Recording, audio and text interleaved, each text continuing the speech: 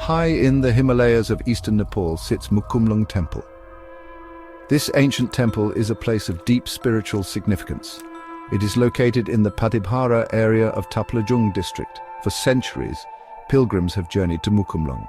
They seek blessings and pay homage to the goddess Patibhara. The temple is not just a place of worship, it is a symbol of cultural heritage.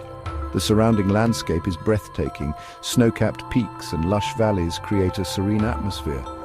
Mukumlung Temple is a testament to the enduring power of faith and tradition. The temple holds a special place in the hearts of the Yakthung Limbu community. They are one of the indigenous groups of Nepal. The Yakthung Limbu people believe Mukumlung is an ancestral site. Their history and spiritual beliefs are deeply intertwined with the temple. Their ancient scriptures, known as Mundum, tell stories about Mukumlung. These stories are passed down through generations.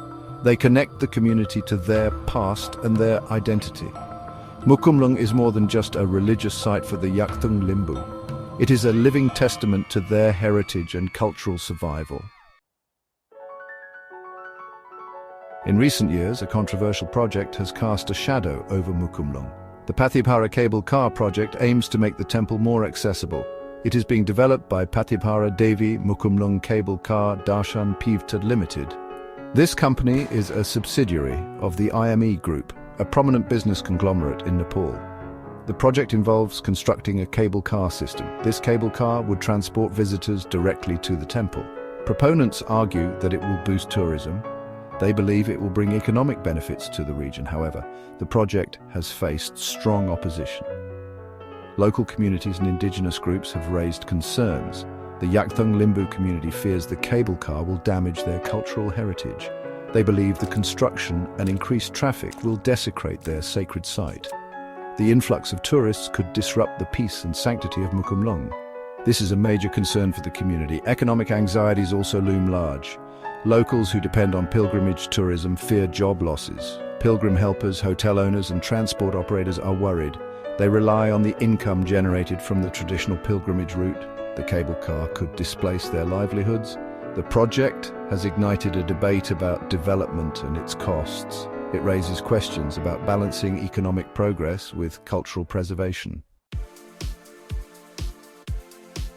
The conflict surrounding Mukumlung escalated in 2025. In January, clashes erupted between protesters and police in Baludanda. This incident marked a turning point. It led to a series of protests and strikes. The demonstrations spread throughout the Taplajung district and beyond. The main highway connecting the region was blocked. Protesters demanded a halt to the cable car project. They called for the government to protect their cultural heritage. The situation grew more tense as the protests continued. In February, a glimmer of hope emerged. A government team led by an undersecretary met with protest leaders. They reached a 6-point agreement. However, the protesters demanded further dialogue. They insisted on talks with a ministerial-level delegation. They also called for the release of activists who had been detained during the protests. Despite this initial agreement, the situation remained volatile. Another round of talks between the government and protesters broke down. The protesters' demands were not met. They announced a strike in 9 districts of Koshi province. The conflict showed no signs of abating. The conflict surrounding Mukumlung Temple highlights the complex challenges of development. It underscores the importance of respecting indigenous rights and cultural heritage.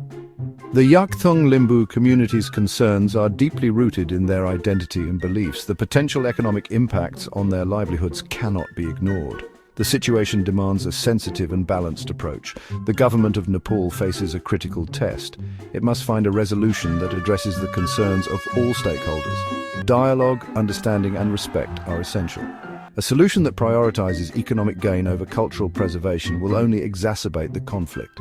The Mukumlung Temple issue is not just a local dispute. It is a reminder that development should not come at the cost of cultural identity. It is a call for inclusive decision-making that respects the rights of indigenous communities. The future of Mukumlung Temple hangs in the balance. The world is watching to see how this conflict will be resolved.